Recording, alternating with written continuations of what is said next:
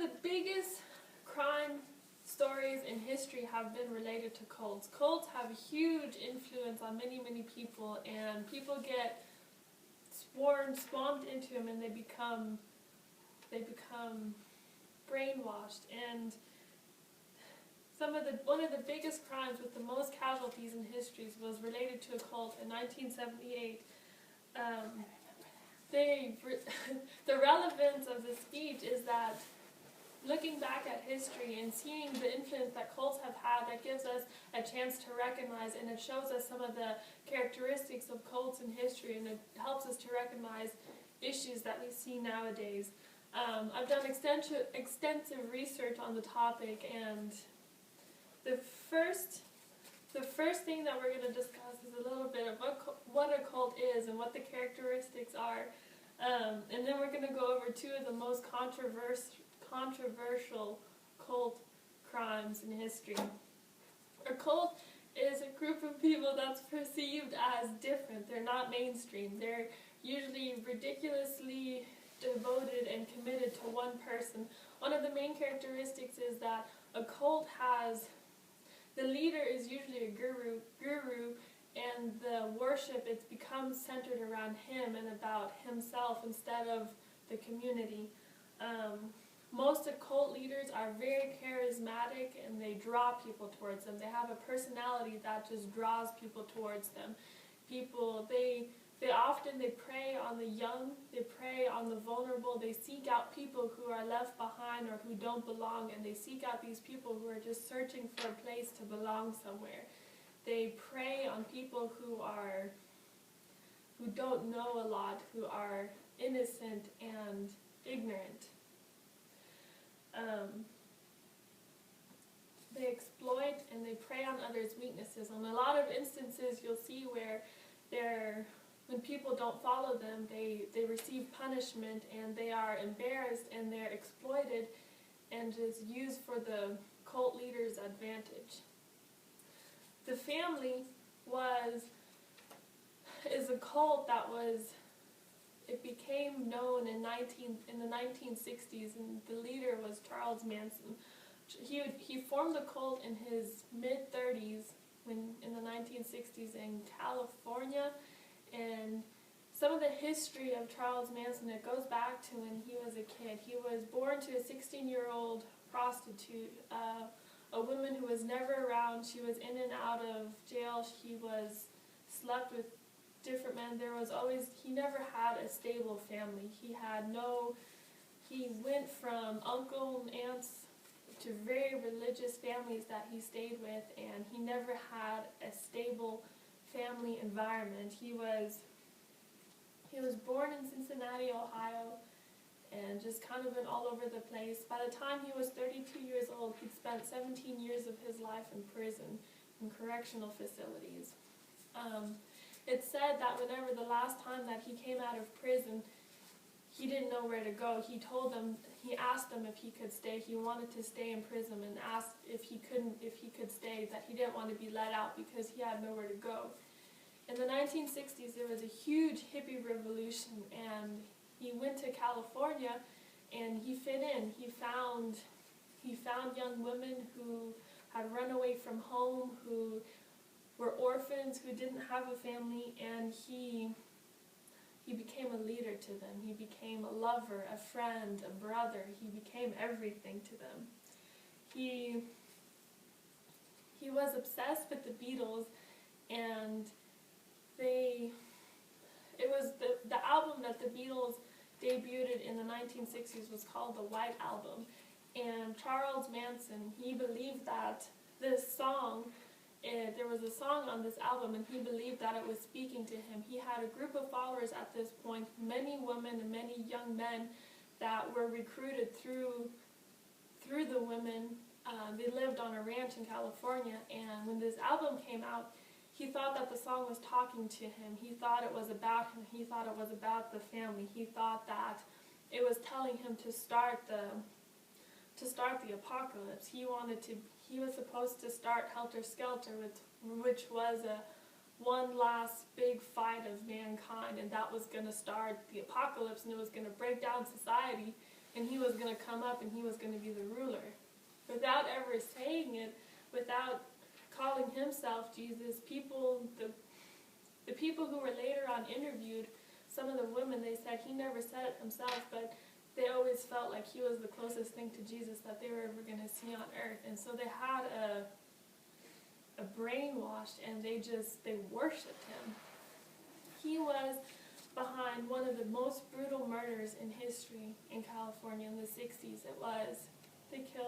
In 2 nights, they killed 7 people, and it was 3 of the women, they were called the Manson girls, that committed these murders. He was never actually there. He was never actually physically part of it, but they were some of the most brutal. The people were stabbed numerous times, shot, and just like the people that were interviewed who were on the crime scene, they said these were the bloodiest murders they'd ever seen.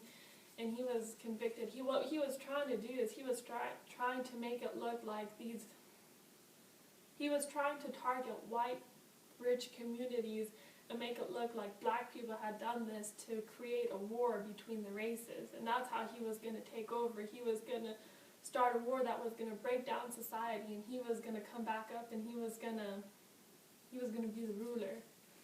And so he's just one example of a cult, these people that worshipped him and did anything for him, and his influence stuck around for years beyond that, because the interviews of the Manson girls, while they were on trial, they have no remorse, no sorrow, no nothing. They're singing and laughing and just happy, talk about Manson like he was everything to them. The second, probably one of the biggest cult crimes or cult controversies in history is Jonestown. The leader of this huge event in history was Jim Jones. Jim Jones was a very charismatic young man. He started off in Indianapolis, Indiana, and he started off going to a Pentecostal church, was involved in his 20s, he broke off and he started his own church called the People's Church. And they were known for their liberal ideas. They were very helpful. They set up soup kitchens. They were very community-based. They did stuff for the community. He believed in the church providing for the needs of the family. And so he was rich, and he gave, and he did a lot for the community. Because of his liberal ideas, people were suspicious, and they were very scrutinized. So he moved his church to California, where there was the hippie revolution going on, and everybody loved him. People swarmed to his church. Looking at videos from the events and seeing interviews with these people, this church was huge. He had a huge influence. And people started, after some years, he was in business for many, many, many years. And after some time, people started noticing something weird about him. And there were rumors of him molesting young children. There were rumors of him being on drugs. And after going under investigation, he decided that he was going to take his followers. He had a vision from God, and there was something going to happen, and so he was going to move everybody. They were going to start a new society in Africa. And so it was him and 1,000 of his followers. They went to Africa, and back in California, some of these people's church members, their families started receiving letters saying that the people who were in Africa, some of them, they were trying to get out, but they couldn't.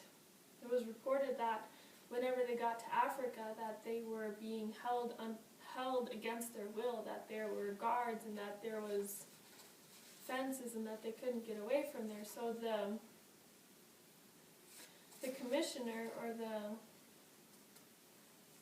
government leader in California, he decided that he was going to go over there and investigate. And so he went to Africa, and he was there just to see what was going on. And some people tried to talk to him in private, and they gave him notes saying that they wanted to leave, but they couldn't. And so he confronted Jim Jones about it, and he asked what's going on. And Jim Jones said, please just leave us alone. We're not doing anything. Take these people and just go, because we're not hurting anybody. We just want our peace. And so that day, with the 9 people who had come to him, the commissioner, he was going to leave and he was going to come back home. And on their way to the airport, he was attacked by Jim Jones's followers, and they were gunned down and killed.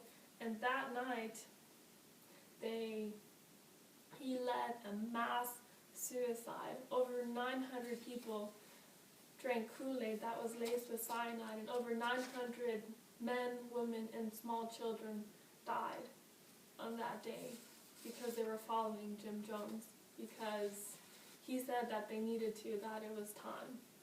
And they all followed him, and it was one of the biggest, the most casualties in history in one event.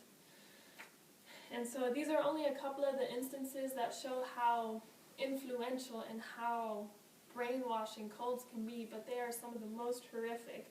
Cults are dangerous. They prey on the young, they prey on the people who don't belong and on the people who don't know. Cults have just been behind some of the most horrific crimes in history. I